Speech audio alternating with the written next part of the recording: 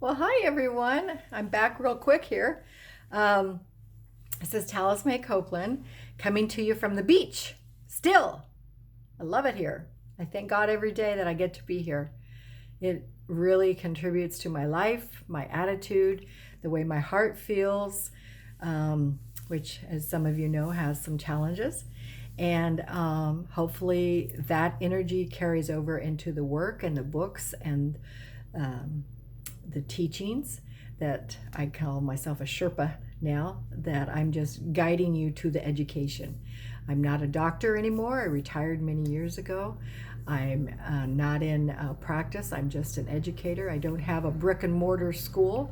Everything is done online except the intensives, the two different intensives. People come here to do those.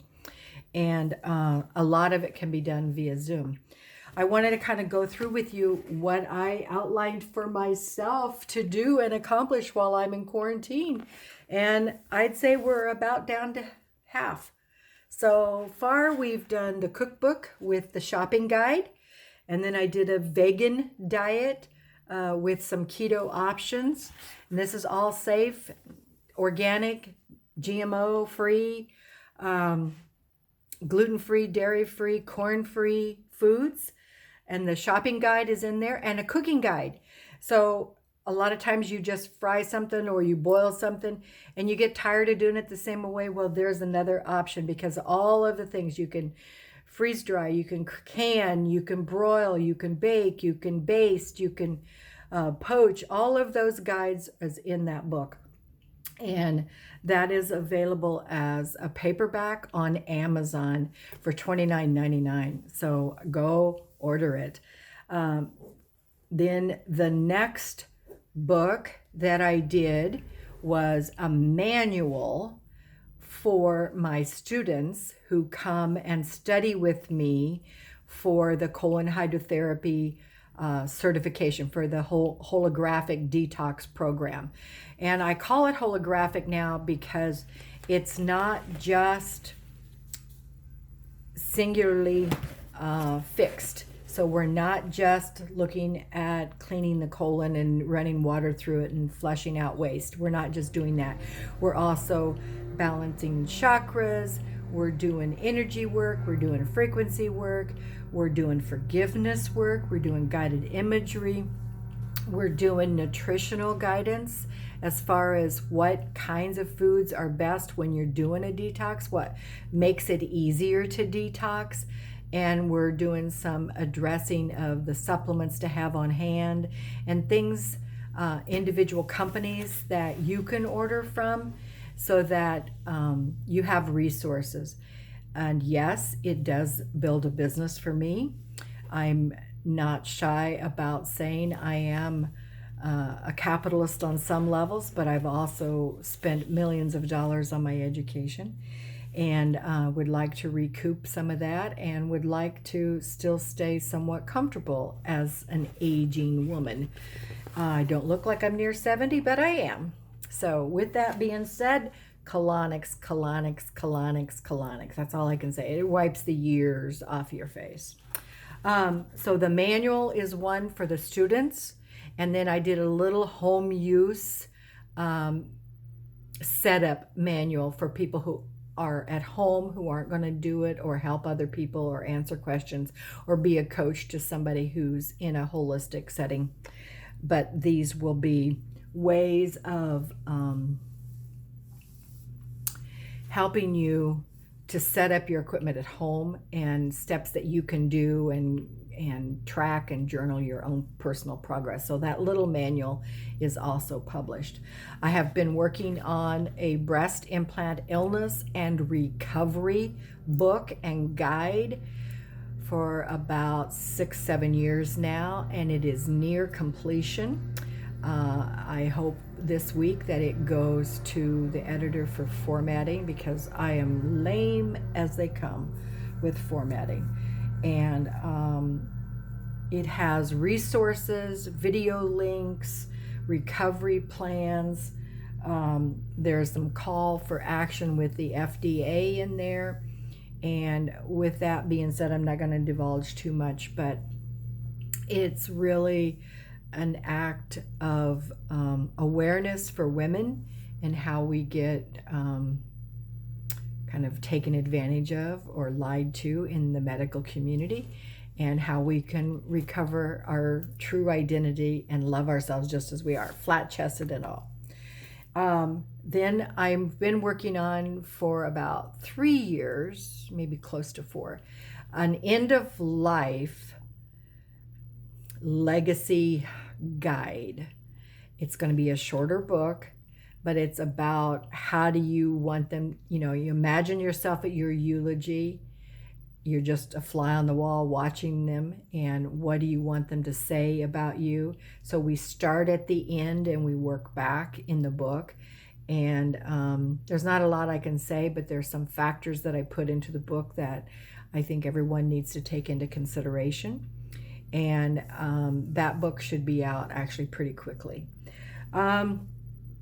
Then I have been working here and there on a book for holographic hypnosis, because I am a licensed hypnotherapist, and I wanted to bring in other dimensions of a person, because we're not just subconscious, okay? We are energy, frequency, we are a soul, a mind, a body.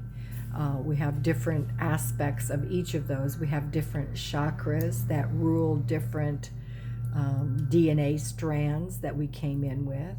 And by doing hypnosis, chakra, energy balance, we can open up more DNA strands. We can live on a higher frequency. And so the next book that I'm writing is about the steps that we take to get to that place. And that class, that course, this is going to be a manual, so that class that you can take using this manual is going to take you into being able to set up your own practice, and your own practice using hypnotherapy, guided imagery. Some people call themselves holistic coaches. We have that program as well set up. And so it's the foundational program that we start with for the Holistic Coach program. But I'm developing a manual and then weaving in all the other pieces of it. So when I say holographic, I'm thinking this is you, okay? And right now you see you in a certain way. You see your light, you see your dark, you see your shadows. And when I turn, it changes. And so that's what we're doing with the holographic hypnosis program, is we're keeping you turned to different perspectives in how we look at you. I don't just look at your shadow and your fears. I don't just look at your light and your love. I look at the stuff that's unknown. Your magic, your highest genius, your creativity. When we think about the cosmos and the universe, they say that it's 98% nothing, empty. It's empty. And that's what you are in there. And so when we discover that and go into that void, go into who we are in our whole holographic dimensional self, some people call it a multidimensional self, then we can really make change and have free will to navigate our ship. Or not. Maybe you've discovered so much in your void that you just trust, that you just surrender to that magic, that you just surrender to that, and maybe that's enough for you. Maybe there is no management. Like when you live in the light, you have to make sure the lighting is right. You have to make sure you do your affirmations. You have to make sure you change your thoughts. You have to make sure you say your meditations and you journal. And you have to correct all kinds of things that go on your head. There's a lot of management involved with living in the light. But the light is also void of shadow. So anything fearful, you ignore it and you just change it to light. You just spray it with pink paint and suddenly it's light. And I found some flaws in that theory. So shadow work is wonderful. They say that it could be related to your inner child, your fears. I don't know that that's always true. But you also have the void. the space within you that is omnipotent, full of genius and creativity and your art. Who you are is a divine creative being.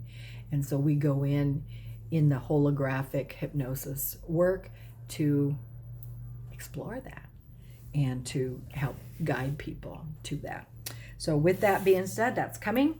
And I don't know if you can see, but behind me, you'll see 3 little ponies. There is a seahorse, there's a ninja horse, and there is a violet flame horse. And then one that's missing that hasn't gone up there yet is the Merkaba horse. And so there's going to be a children's story coming out soon. I'm going to aim it toward 5 and 6-year-olds, I think. There's a couple of the horses, and they say in writing children's stories, everything usually has a happy ending. Well, not every child has a happy ending, and so we have to figure out which horse is still got work to do, let's say. So with that being said, it's a little more practical story than has been told, but in a magical way. So the past life regression work is somewhat tied into the past life regression work manual is somewhat tied into the holographic hypnosis work. Then I have a book coming out about womb healing, womb wounding. So wounds that women experience through their lives, things that affect different chakras. Usually it's the first, second, or third chakra. Sometimes it's heart. And how we can go about healing and reactivating that and bringing our energy up to a higher place. And kind of what happens when our womb is injured at maybe childhood level where we were molested, or where women were raped, or where they got wounded because they were women and they were attacked or assaulted or experienced retribution, assault, discrimination. Those kind of things are what I'm calling wounding. And there's a book coming out about that. And it's the forms of it, the treatment for it, the recovery, and there'll be a support group attached to that group. Then one project that I have been working on for some time and that I keep thinking is too expensive to do. So I've delayed it because the funds are not there. But I believe that there needs to be a holistic oracle, an oracle or a directory of holistic healers in the United States or maybe even around the world, if so people are interested. Maybe include some ashrams in here of where to go, who to call, what the contact person is, what the program expenses are, what you can expect from it, and maybe their website links, things like that. And I don't mind there being advertising in it. So I'm basically wanting to put together a magazine style or a directory of holistic healing. And that is a concept that hasn't completely landed yet, but it's still in my spirit and it's still on the chart to be worked on. So with all that being said, there's a lot going on at Casa Copeland, and stay tuned because there's a lot more to do, and send me some prayers for my heart because it sure needs some love. Anyway, mwah.